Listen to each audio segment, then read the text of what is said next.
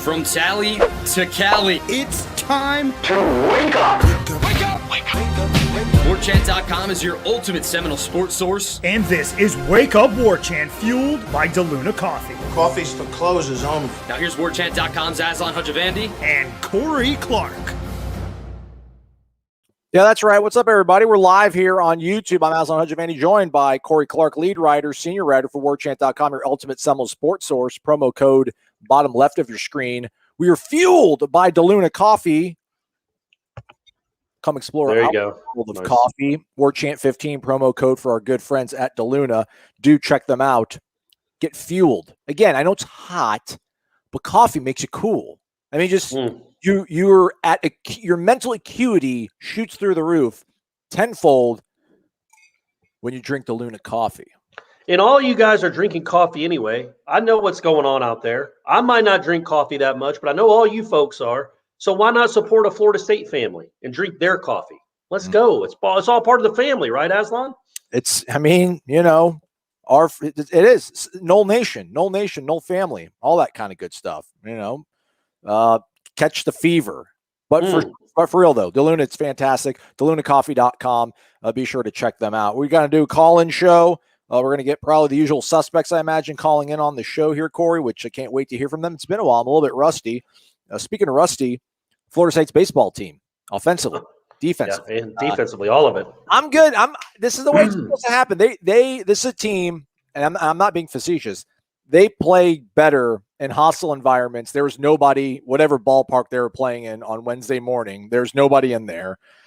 It's most, for all intents and purposes, a fairly meaningless game. Put them on the road. They're going to be a 2 seed somewhere, and then watch them do damage. I still have faith in the team. I'm still holding on to my Mike Martin Jr. Stock. Yeah, it was a pretty gross one today, though. It was. Hubbard started, didn't get an out. That's not a great thing for your number 2. And then, the offense mustered 1 run on 4 hits. Not quite getting it after they'd done so well over the weekend in the previous 2 series. So that was a little troubling, but it's just one game. It's just one game, and like you said, it really shouldn't have any impact at all on seeding. I mean, look, like we talked about, they're either going to be a 2 or a 3. So, and that doesn't matter. Excuse me, you're going to play a 3 or a 2 in your first game, and then you have to play a 1 in the second game. So it really doesn't matter. You certainly would like Bryce Hubbard to have a little bit better mojo going into his first June than what happened today. But, you know, it's one outing. It's 4 batters. He faced 4 batters. So, and I'm not even going to, you know, I don't want to go to Florida, but I'm not scared of Florida either. So if they want to send us to Gainesville, so be it. We'll do damage through that bracket, go to Super, and then we'll make our way to Omaha. The ladies, meanwhile, softball, they're playing LSU, 8th consecutive Super Regional appearance for the softball program. Probably feels like the 8th straight time they played LSU in that Super Regional as well. Well done on your one-on-one interview with Lonnie Alameda on the Monday program, Corey, or Tuesday program, rather. Lots of people were fans of it, Corey. They like when we speak about other programs other than football. Right. Strangely. Well, and there's cool stories out there, man. We are lucky enough to cover a sports program that is good at a lot of things. It's not just one thing. Clearly, we want the football team to be great. That drives everything.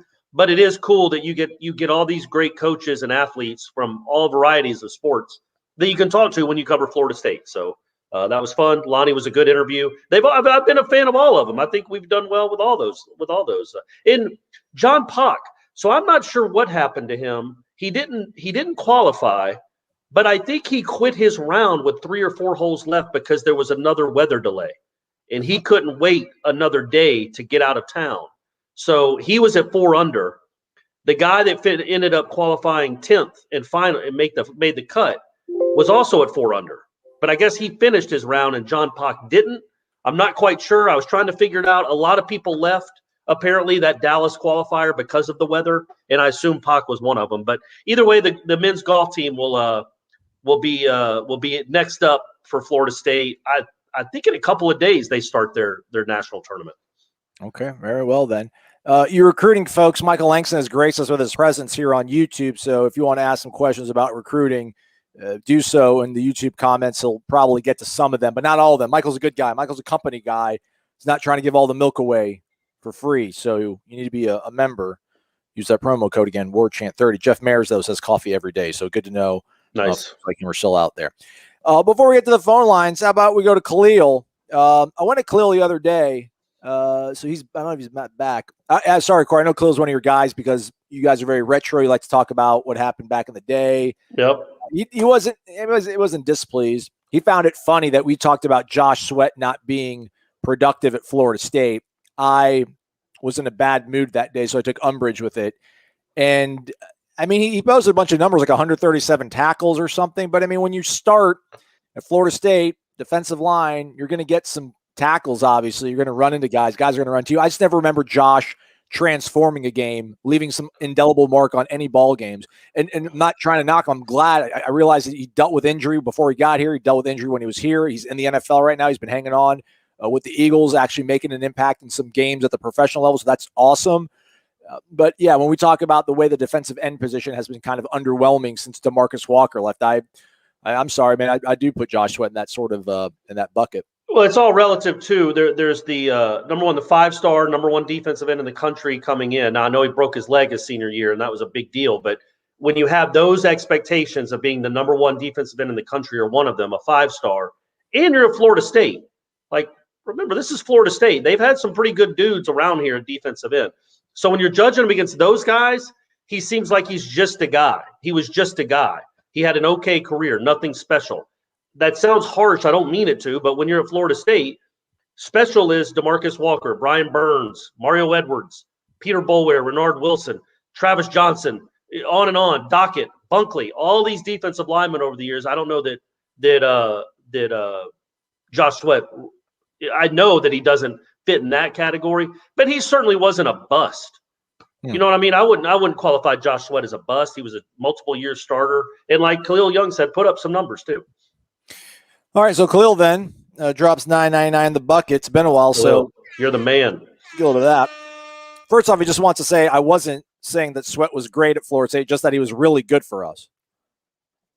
Anyway, question for the both of you. What are the top 5 rivalry games in college football or your personal favorites? Corey, I'm going to turn it to you for a minute while I do some adjustments over here. So your top 5 college football rivalries, Corey. Explore the space. Okay, we got a little FSU Florida. That's the first one that came to mind. FSU Miami. I know this is an FSU-centric show. I also think you're kidding yourselves if you're a national person and don't realize how big these two rivalries have been. In the 90s, it's ridiculous. Literally every time Florida State and Florida played in the 90s, and it was 12 times, it was a top 10 matchup. So those are the two that immediately come to mind. Homer, I don't care. FSU Miami has been in one of the college football's best rivalries forever, one of its most marketable, and then memorable. And then after that, after we go away from Florida State, I would say obviously Auburn, Alabama, be Ohio State, Michigan, I guess. And then who's the fifth one? I think that fifth one is up for debate. Texas, Oklahoma is a good one. Yeah, who else? Who do you got there?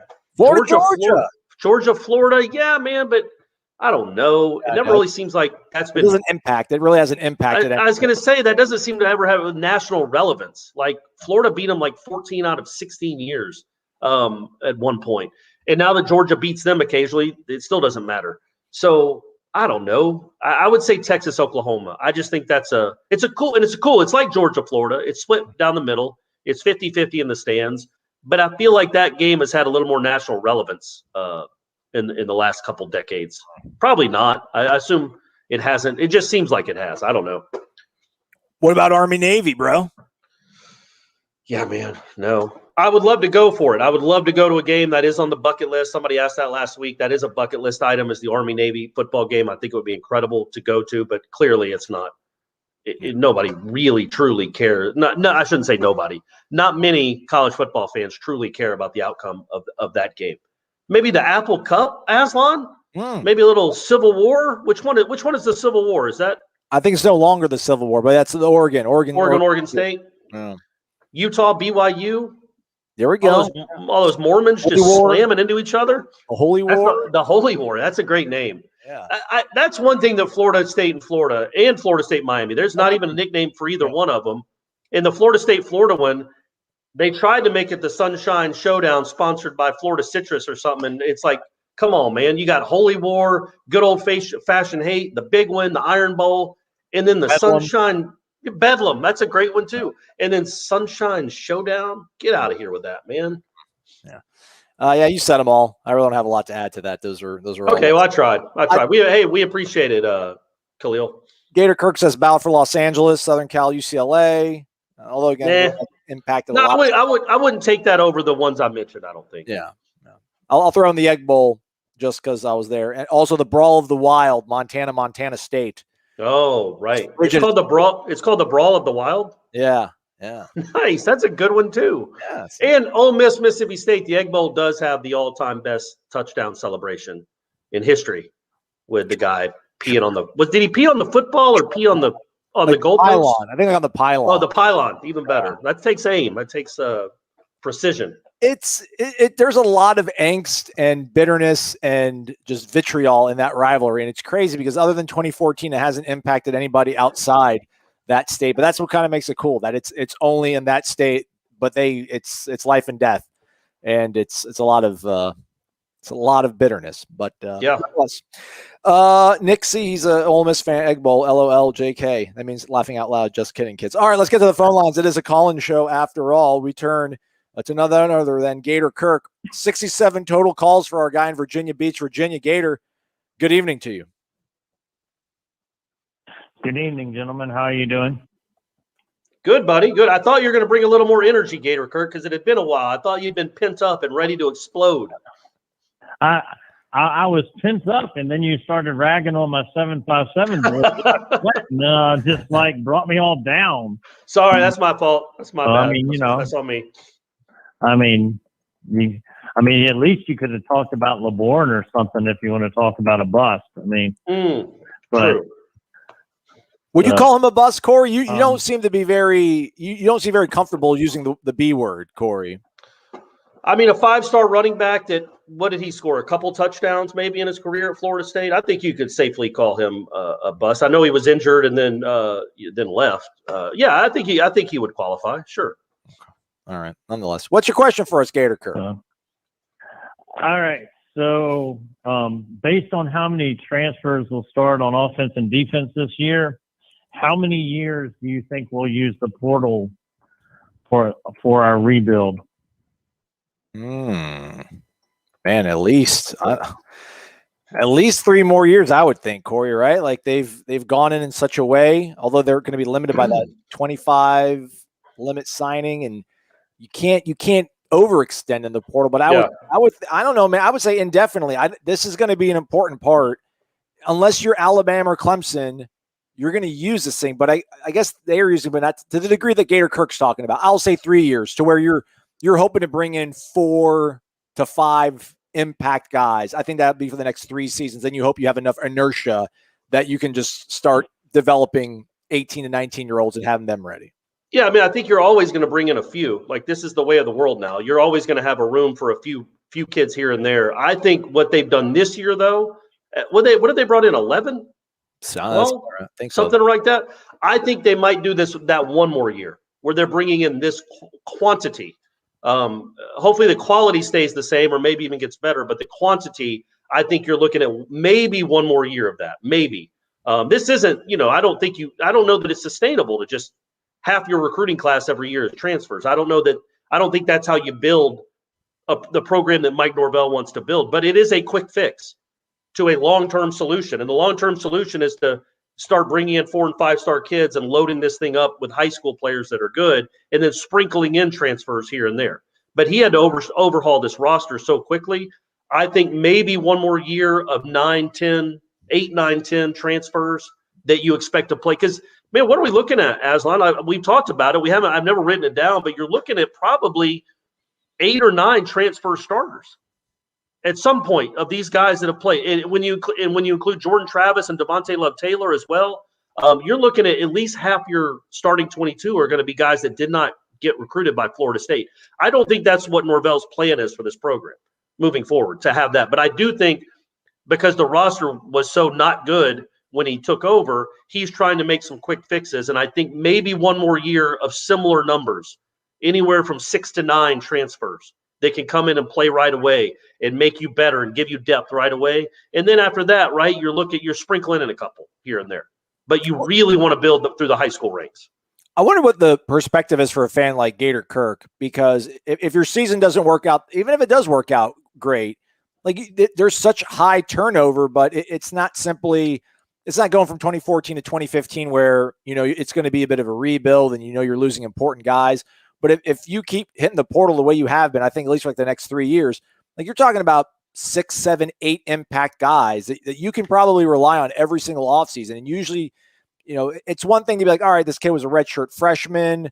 Maybe now he'll develop in the weight room and this will be his year. It's another thing bringing in a kid from an SEC program that's had 3 good seasons, that's had 2 good seasons already on tape, to know that you'll have that sort of changeover in 1 year. I think for all maybe the bad traditionalists see in letting kids just freely leave and come and go, it's going to be kind of cool to know that you'll have 8 new dudes that you can kind of rely on and pencil in every single season, like free agency pretty much. Anything else for us, Gator Kirk? Well, I don't know if Corey's aware, because I know he's a big lacrosse fan. Yeah. We have 3 ACC teams in the semifinals. Let's the go. Team that's in the semis is Maryland. That's right. It was former ACC. So we could add all 4. So that may explain why the ACC network covers lacrosse so much, because I have no idea. Well said, Gator Kirk. One of his favorite topics. Well said, Gator Kirk. None of us have any idea, but it's awesome. It's long been a lacrosse conference, and it will continue to be a lacrosse conference. Hey, all 5 were in the top 10 before the tournament started. So hey, that's how we roll. Gator Kirk. Yeah, I mean, well, I like lacrosse because any sport where you get a stick and you get to hit people with has got to be good. Lacrosse, Perfect. hockey. So anyway, I've taken up enough of y'all time. Make sure everyone out there, you join Warchant so you can get the inside scoop. Hit that thumbs up button, and as always, go Noles. Everyone have a great Memorial Day weekend, and we'll see you next time. Next week, we get kids on campus. Very, very, very exciting. That's right. Go to the PRB. Have a great night. Yeah, thank you, Gary Kirk. Go to the PRB, the Premium Recruiting Board, for the latest on recruiting in terms of who's going to be on campus and who's on the board, 12 to watch, things of that nature. Lots of good stuff. All right, then let's keep it in the queue. Let's go down in the poll. Go ahead. I meant to apologize. I wasn't trying to be rude to Gator Kirk. I was on my phone looking up the guests on the Packer Durham show the last couple of days on Twitter. That's all I was looking up. Gator Kirk, I was listening, and we always appreciate the call. Who was it? Who I mean, anybody? You tell me, buddy. So they had Mac Brown at 9 a.m. See, they're starting to do some things, Aslan. They're starting to do some things. They had Mac Brown, and then they had at 9:30 they had ACC lacrosse finalists. So Roddy Jones and Mike Golick Jr. So I guess they're lacrosse fans, and they got to. Clearly, you're not going to have a whole show without lacrosse. That can't happen. It's lacrosse season, folks. But they also found a way to sprinkle in Mac Brown too, so that was good. Nice. Did I take the call? Is he there? Yeah, I took him. It's Mark, everybody. It's Mark down in Naples. But first, wait, Mark. We got to give you some theme music, man. Come on. Dollar bills. Let's go. It's Mark, everybody. He's down in Naples. He gave us $50 and he called in. Mark, how are you, man? Great. It's good to see your faces again. I'm doing awesome. I'm still on cloud 9 after going to that youth clinic in Fort Myers. Aslan, I think you were able to go to the one in Tampa. Yes. It was fantastic. I told Norvell, because the coaches were so gracious with their time at the end as we were leaving. I said, this is one of my most proudest moments of being a Seminole, just watching how engaged the coaches were with those kids. I mean, they were coaching at 1,000 miles an hour, and they just gave so much of their time. And then, they left straight for Tampa that night to do it again the next day. Yeah. It was just awesome. Yeah, man. Like Kenny Dillingham is legitimately out there giving pointers, setup, footwork, all these tips to kids. I mean, free of charge. And nowadays there's quarterback coaches, quarterback camps, quarterback gurus. There's combine training facilities that all these kids have to pay hundreds of thousands of dollars to be members at. And this is just, hey, show up, we'll give you a t-shirt, and, Division I coaches, Power 5, we'll give you tips and tricks. So it was super cool to see that. Yeah, I agree, man. It was awesome.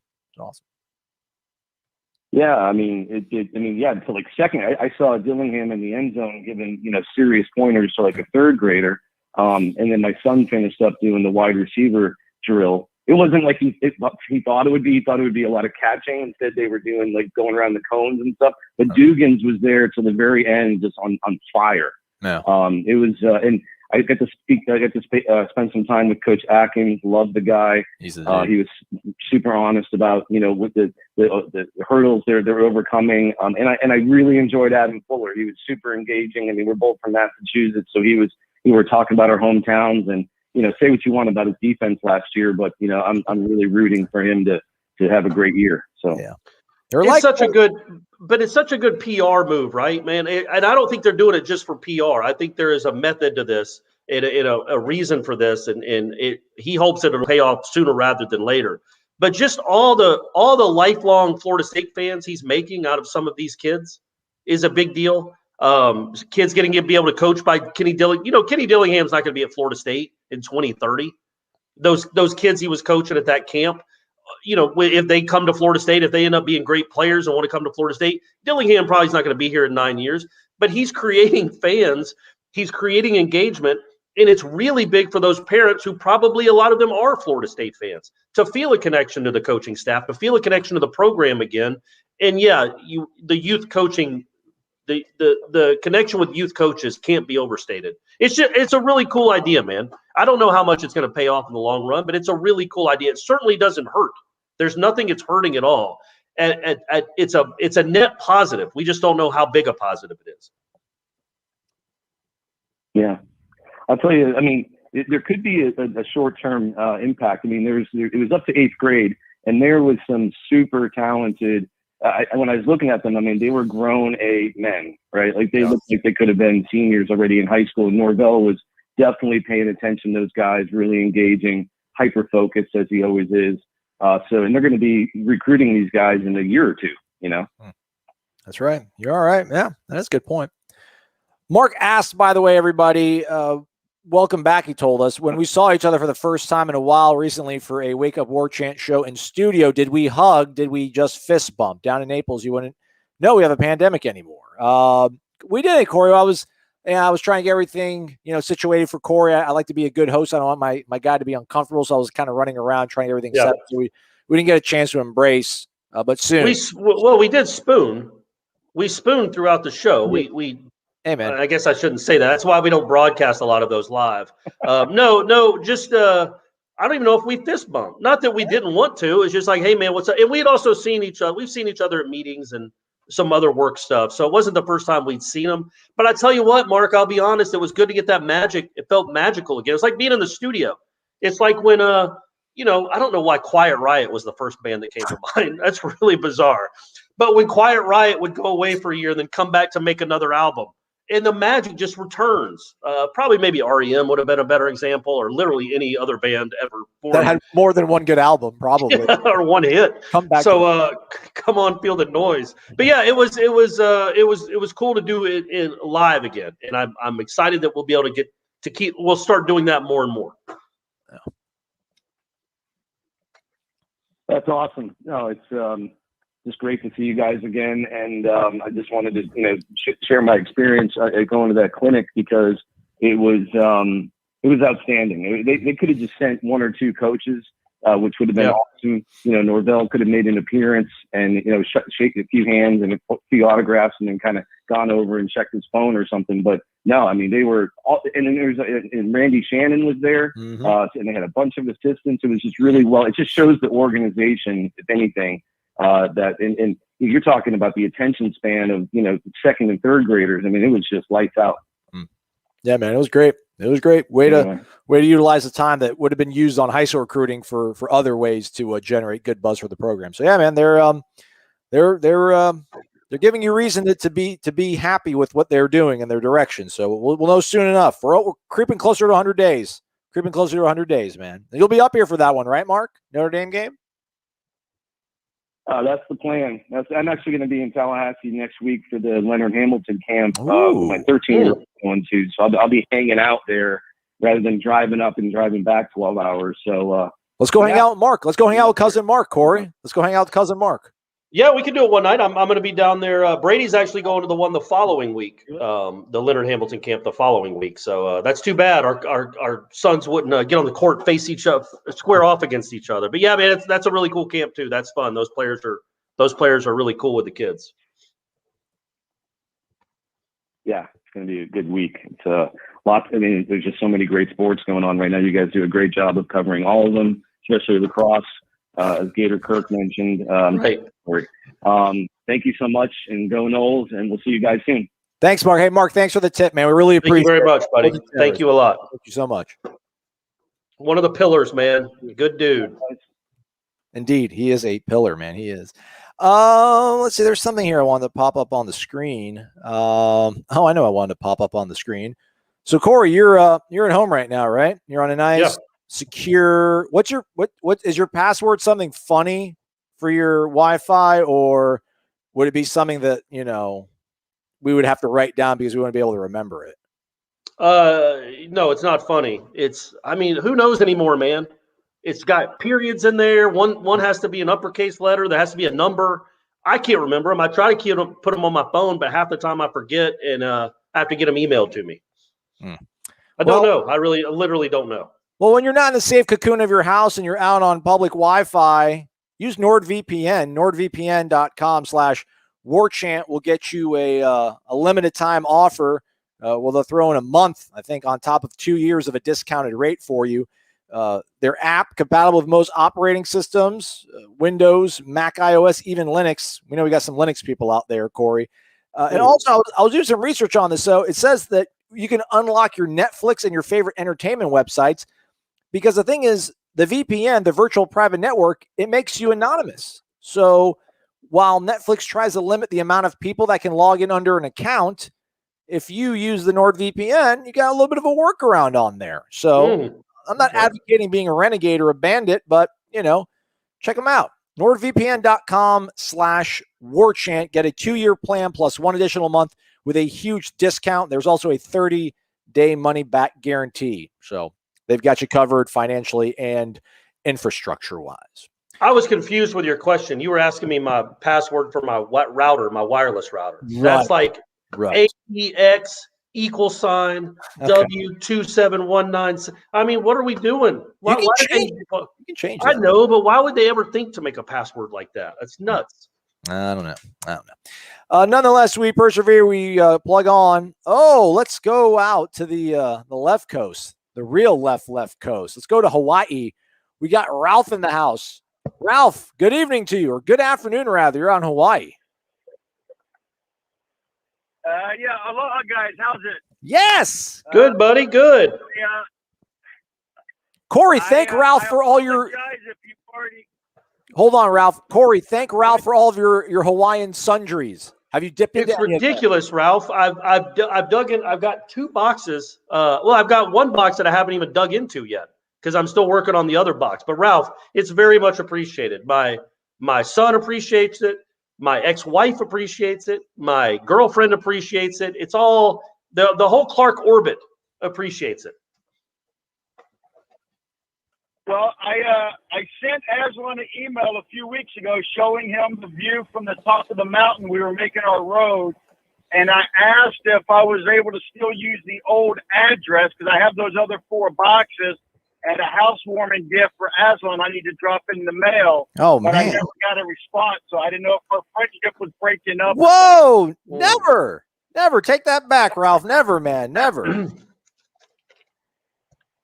I'll get you my new info, but you don't have to send me a housewarming present, man. I've got enough to hold me over for ages. But if you insist, okay, if it's done. No, I promise you, you're gonna love this. I promise. Okay. Oh, nice. I can't wait. So I'm putting the pressure on myself. I'm setting the stage high. Okay. All right. Well, we'll let the people dictate as well. So I don't want to really tie you guys up, but I can't watch you guys at while I'm at work. So I don't know if you've already covered this while I tried to call in and get on.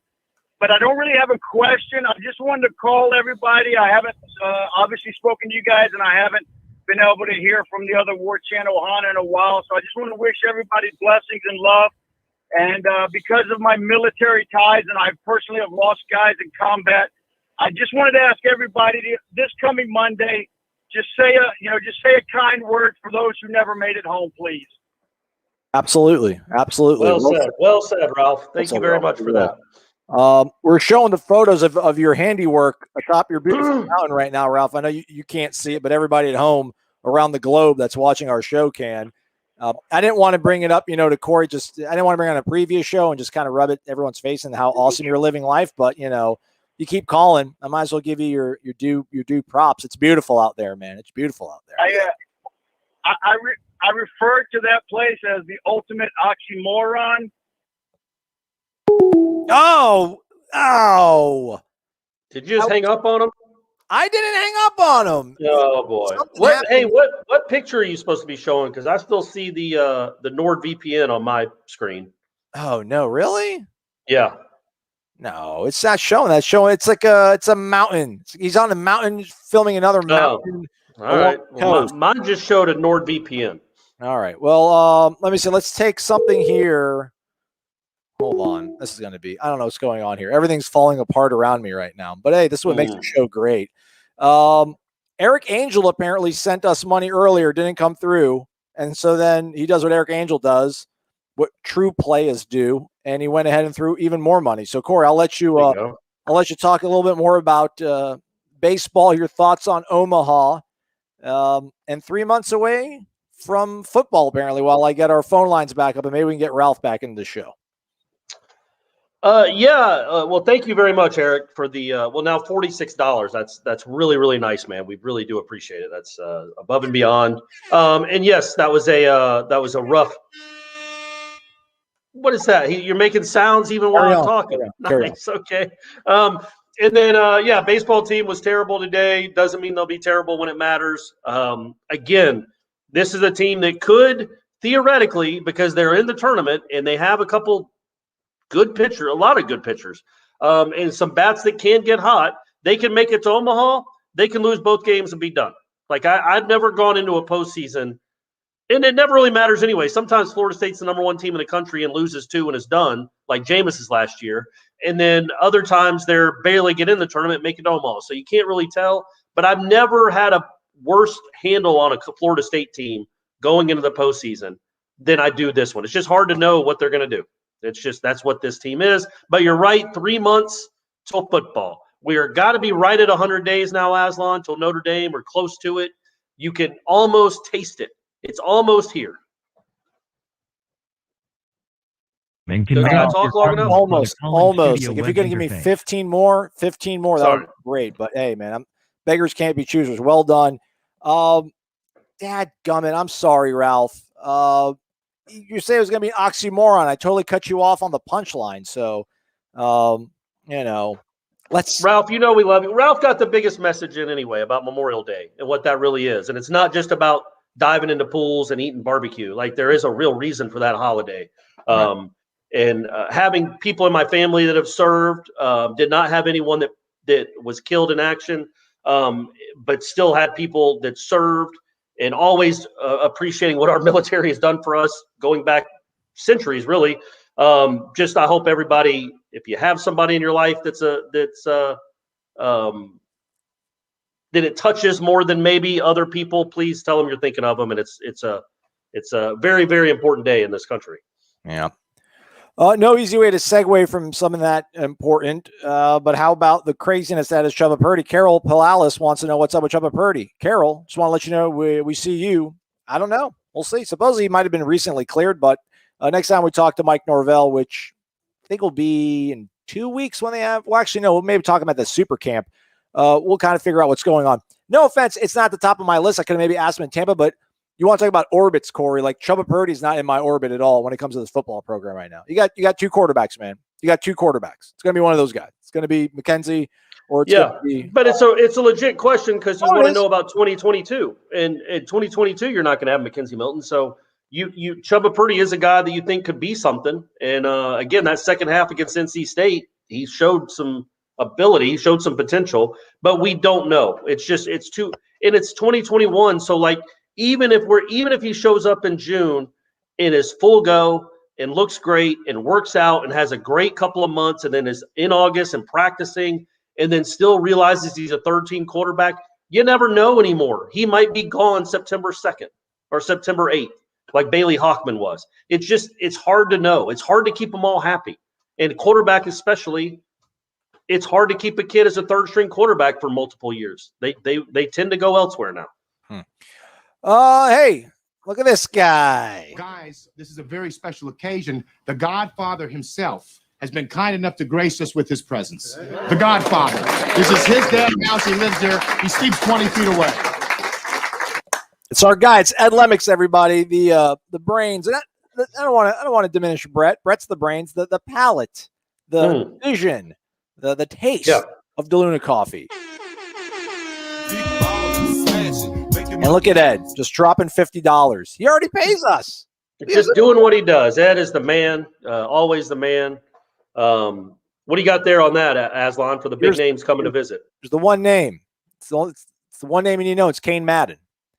Transfer from Marshall. So some of the high school kids, I think, might be matriculating in a few days after that. But in terms of what we know right now, June 1st is going to be Kane Madden, the All-American offensive lineman from Marshall. That had the full court press from social media applied to him last week. So, again, you want to talk about names being in your orbit, man. It's that kid right now for me, at least. So if they can pull that kid, sky's the limit. I mean, he's got to commit somewhere pretty soon, right? Like kids are returning to school. Like the training sessions are starting. Off-season stuff is starting back at school. So you would think, I don't know if he's got other visits lined up and how many, but he's got to get busy getting to a school and enrolling. Yeah. So maybe on Sunday there's going to be big news on warchant.com, and you're going to want to be there. That's right. Check out the PRB, though, for the latest on that. A couple other names that Michael is hearing might be here for the 3-day mega camp that starts on June 4th. One of the commitments, Alu Ba from IMG, Quayshawn Sapp, who we went and visited in Leesburg, as well as apparently former defensive commit, Nigelic Kelly. So that's a player that, they were ahead of the curve on. It was like, wow. Especially if you look at his film, the kid was the goods, but he kind of walked back and decommitted, and sounds like Miami might be in a leadership sort of pole position right now. But if he's going to come back to campus, that means you got a shot. So hopefully it works out. 6'5", 240, defensive end. Getting Marvin Jones Jr. too. Woo!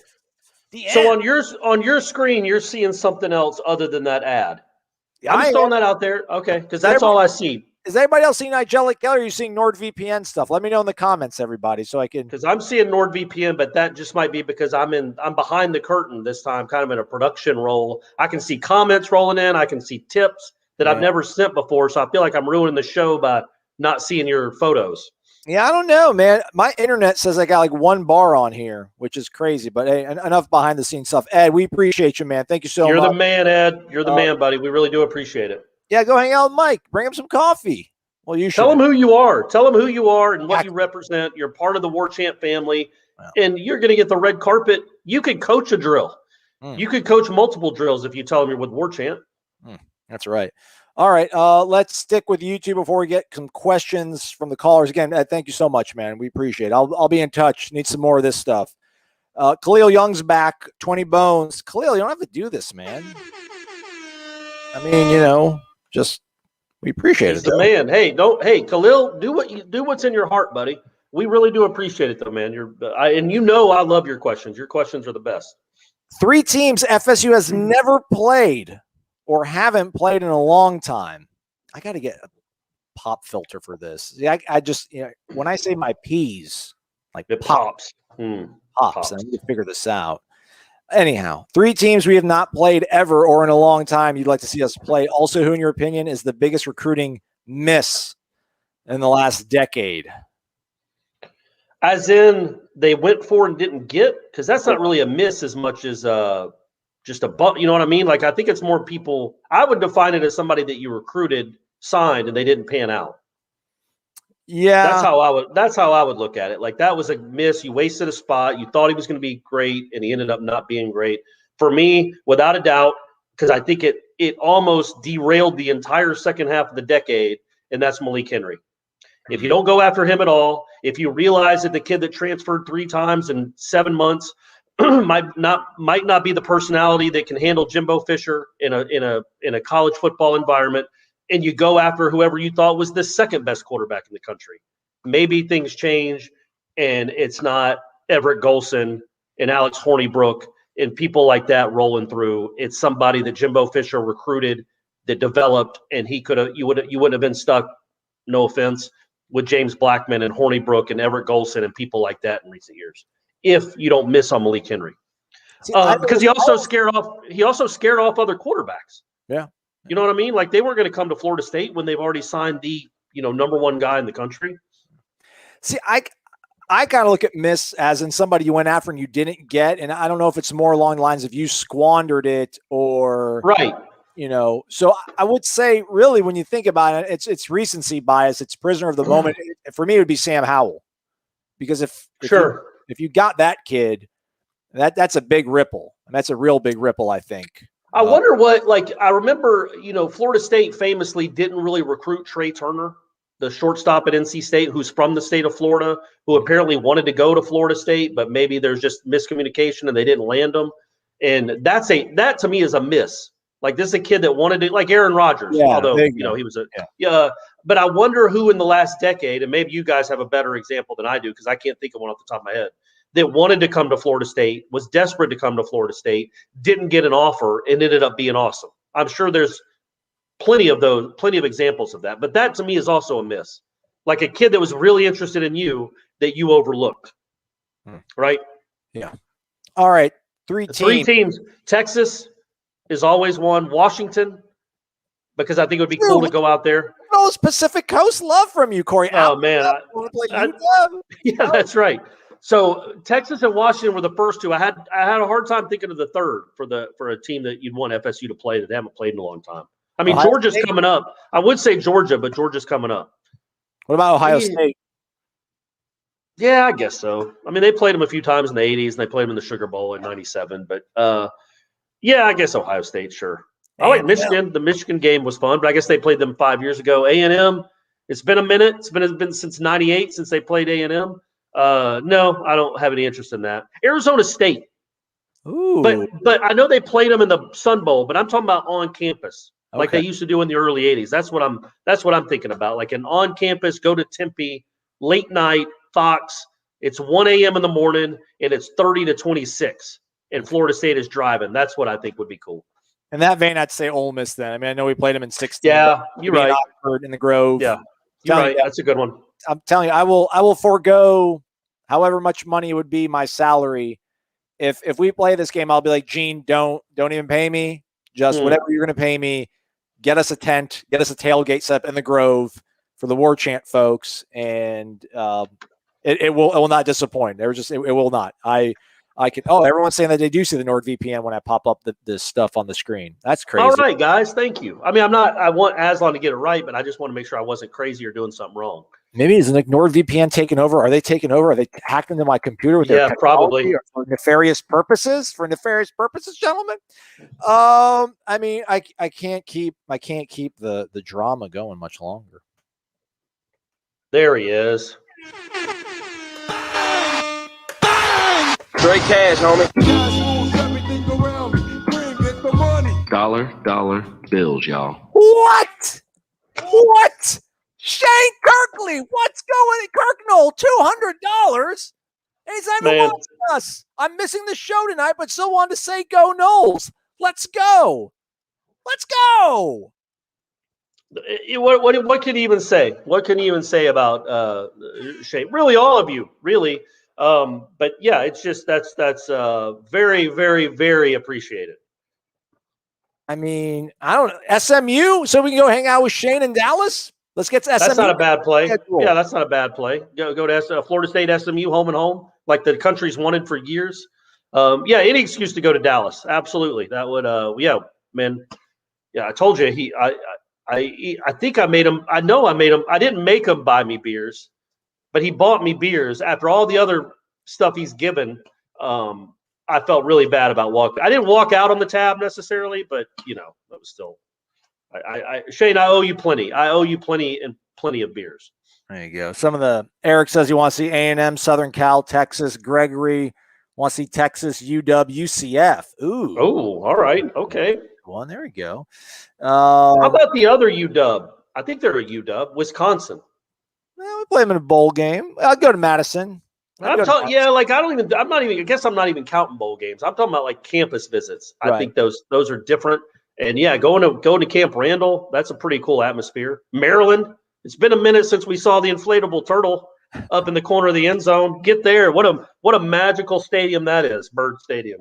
Oh man. I'm telling you, the SMU is part of my grand plan to merge and get Texas and Oklahoma to start our super conference. I was thinking about this, Corey. All these things I think about are after we do our shows, but you talk about that there's a power two right now with the Big Ten and the SEC, and you just hope at some point you add everything up and then you split it evenly, and we give everybody, equitable sort of landscape to play on, right? Like, all right, let's save the sport by doing it this way. But I don't think you get to that point until you start gaining some leverage. Like right now, the SEC, why are they going to lean down and help pick people up? I know to your point, it's to help save the sport, but they're not motivated by it right now.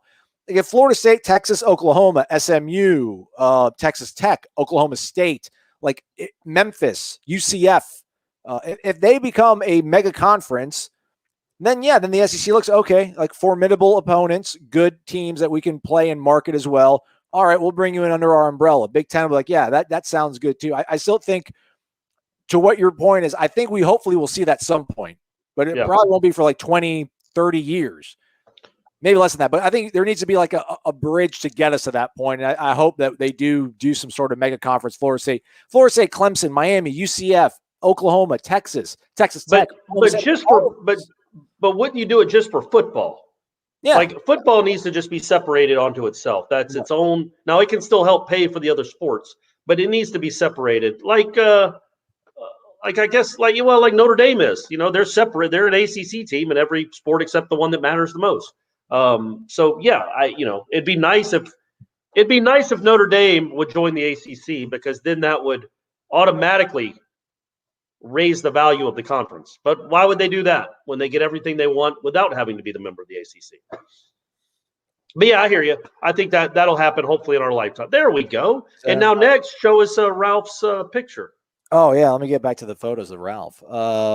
We got callers in the queue. We're going to get to you here in a minute. I assure you. Here's one of those photos. Or do you still see Nigel Kelly? No, I see the picture. I see Ralph. I see that looks to me like Hawaii. It's either Hawaii or is that St. Mark's?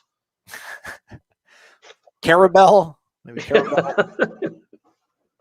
Yeah, Ralph. Yeah, look at that. Look at that life, man. That's just he's a very happy. He seems like a very genuinely happy person. And it's hard to imagine having bad days out there. I know you do. I know environment doesn't dictate everything, but man, I can understand depression in Seattle when it's raining 300 days a year. And I can certainly understand a personality and an outlook like Ralph when you live out there looking at that every day. Absolutely. Oh, we got a hard network out today. We got to be out at 7:05. So let's try to get everything in here. Let's go back to the phone lines real quick.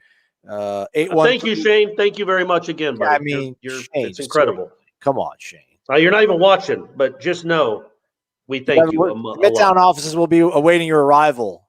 Hints on the pillow and everything, I assure you. Callers coming us from the 813 the Tampa area. Who's this or where are you calling us from in the Tampa area? Sorry to disappoint you, Aslan. I'm not in Tampa. This is Dave in Bardstown. Oh, it's our guy in Kentucky. It's T-Bone's dad. Nice. T-Bone's dad. Yeah, that's right. What's up, Dave? How are you, man? Did you go to the Derby? Did you go to the Derby earlier in the month?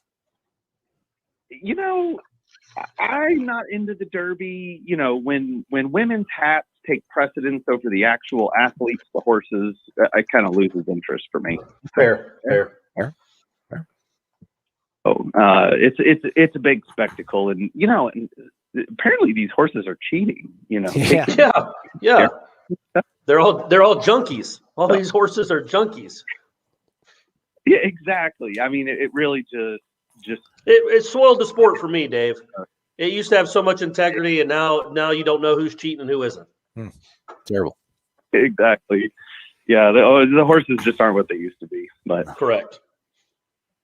I was disappointed. I was listening to the show. I really thought the intro to Corey's interview with the softball coach should have been, hey guys, I know women's softball may not be your thing. Maybe you don't want to listen to it now, but later on in life, you're going to thank me because we're the John Pox dad of collegiate sports journalism, and we know what's best for you. There you go. Hey, you're right. Yeah, I am John Pox's dad. That's good stuff. But on a serious note, I really did enjoy that conversation. I hope the people that are listening to you and watching this right now will go back and watch it. I think it's like 25 minutes, but it's a really good insight into that program and her and why that program is what it is.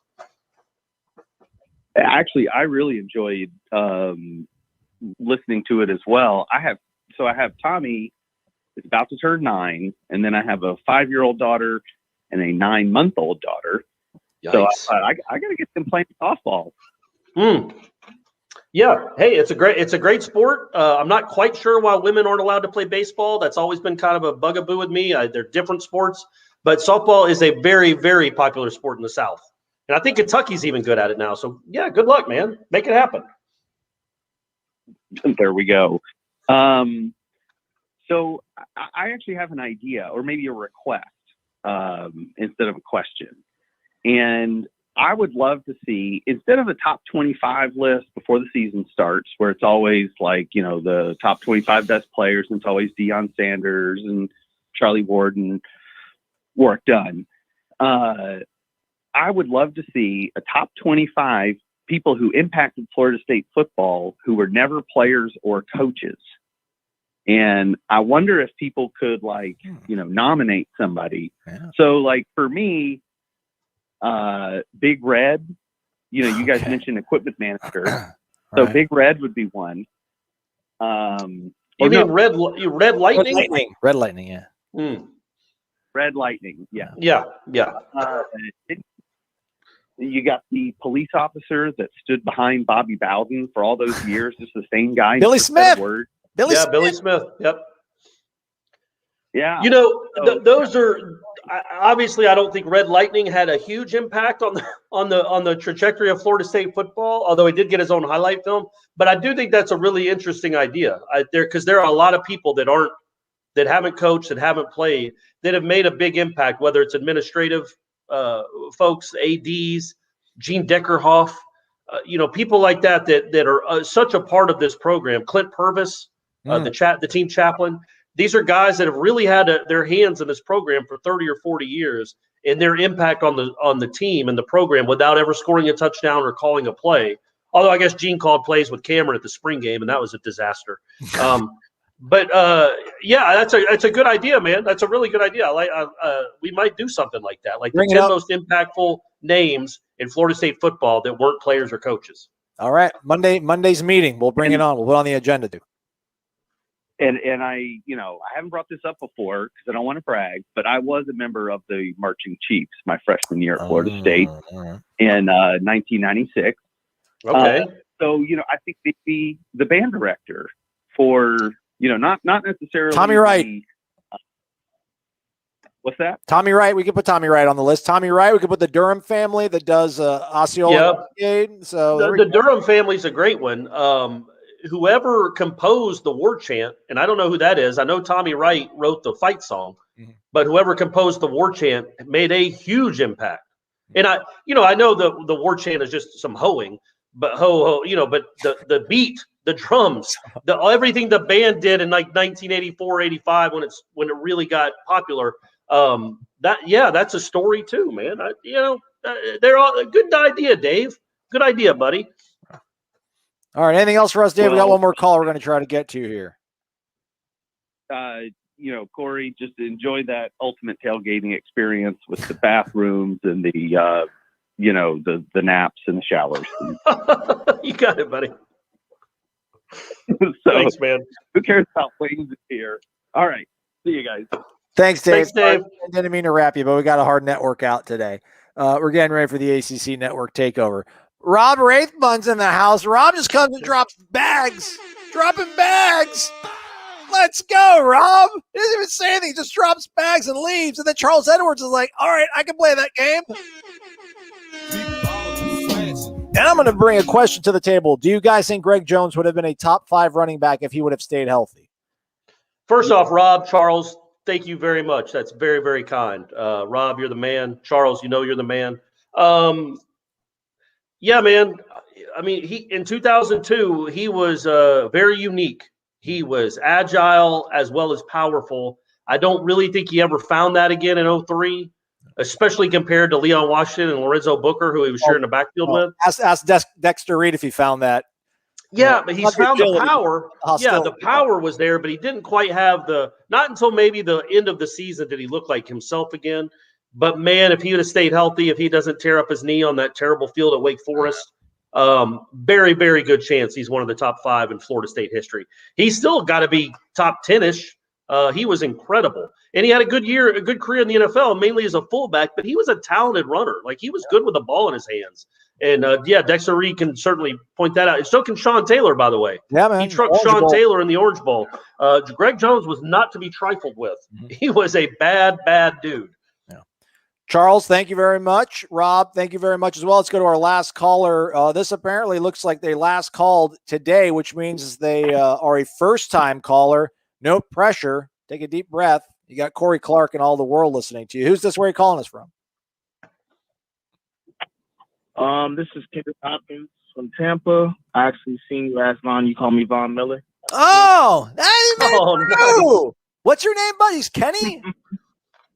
My name's Kendrick. Kendrick. All right, man. I'm telling you, folks, I wish you could text me a photo of him. He looks like Von Miller. Just Google Von Miller. This is the guy that's talking to us around. This is what he looks like. Kendrick, thanks for calling in, man. You got through. Thanks, bro. Thanks, man. I've been trying to get on, man. I had a couple questions for you, Corey, and Aslan. I just wanted to know, Kendrick, can I ask you a question real quick? Does your bank account look like Von Miller's? No, not with all my kids I got. Gotcha, man. Nobody's does, man. There's too many zeros in that account. Anyway, go ahead. Sorry, buddy. You're good. You're good. So with Travis Hunter, I mean, what do you guys think? What position he should play? Do you think he should play more in the secondary or the receiver? From what you see on 7-on-7, man, 7-on-7. What he jumps, how he leaps and catches passes, he almost looks like more of an offensive guy. But it's so slanted towards them in 7-on-7. They've got the advantage. I'd say defensive back. I don't know. When I think of receivers, I still think of Calvin Johnson, Julio Jones as your prototypes. Although you got guys like Devontae Adams doing great, I think it's Travis Hunter. If he can be a lockdown Jalen Ramsey-esque cornerback, I'll take that. Yeah, I kind of lean towards DB too. I mean, I lean towards DB as well, but I also think I legitimately think he's going to play both ways. I don't think that's going to be just a selling point to try to get him on campus. And if he wants to do it, he might just want to say, I want to give all my time to DB and I'll return some kicks.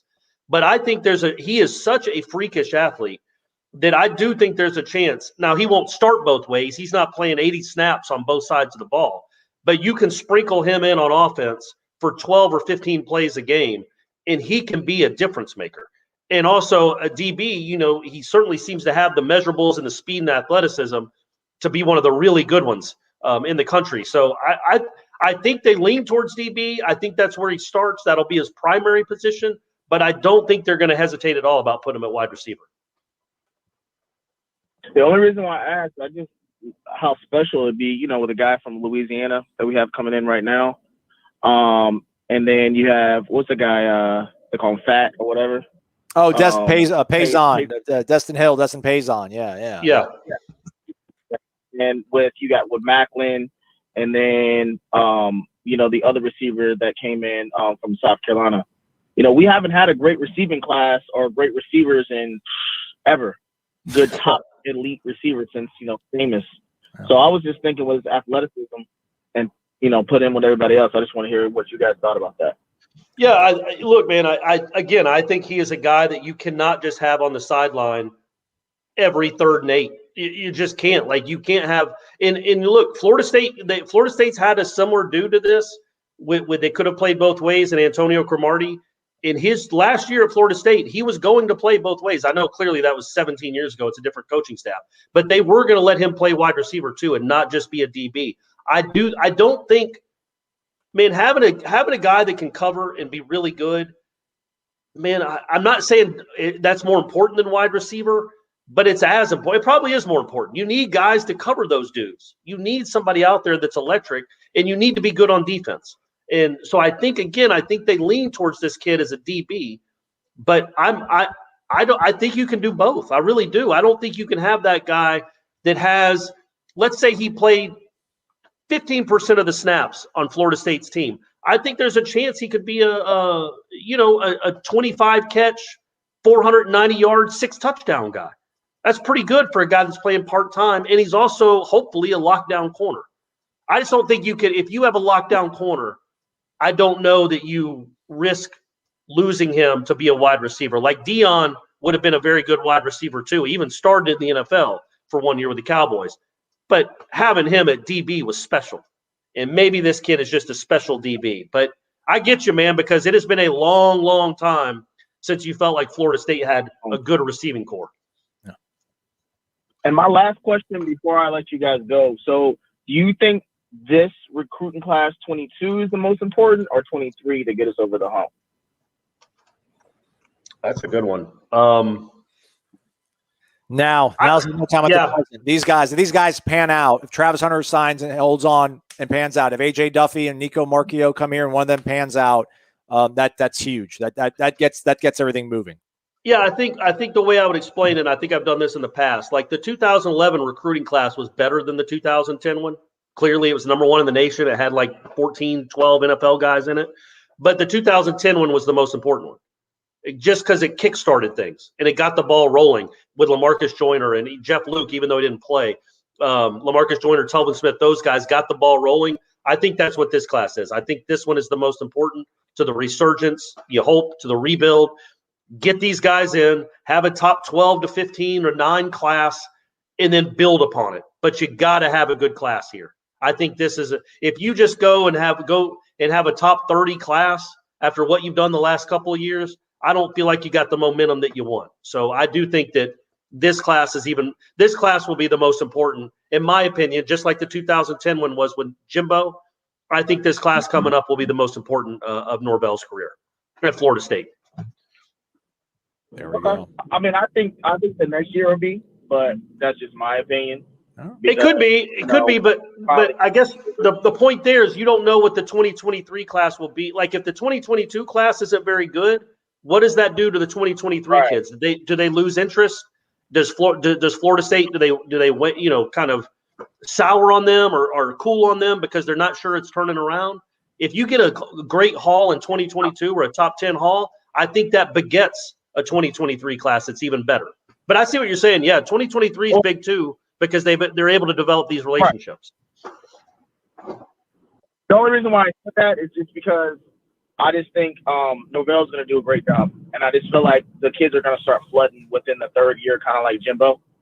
He got the, coming in, and I just feel like that's going to be, the big difference for the 23. But I'll let you guys go. I appreciate you guys picking up, man. I've tried to call in before, man. I'm excited. I got to go on, like I told you, Aslan. So I appreciate it. Thank you. No problem, man. Thanks for calling in, man. Thank you so much. It's Kendrick in Tampa. That is a wrap for us. We went 2 minutes over our hard network out, so we're not going to network anytime soon. But we'll be back with shows for you folks next week. That's probably a wrap for us this week, but plenty going on over at warchant.com, your ultimate Seminoles sports source. Jalen Glover, Lake Gibson running back, came and talked. Feature on him coming up on the website. I know that for sure. And we'll be talking about some what ifs. What if Florida State has a quarterback that plays amazing like he did a few years ago? We can only wonder. Hit the thumbs up on your way out. He's Corey Maslin. Thanks for watching and or listening to Wake Up Warchant, fueled by DeLuna Coffee.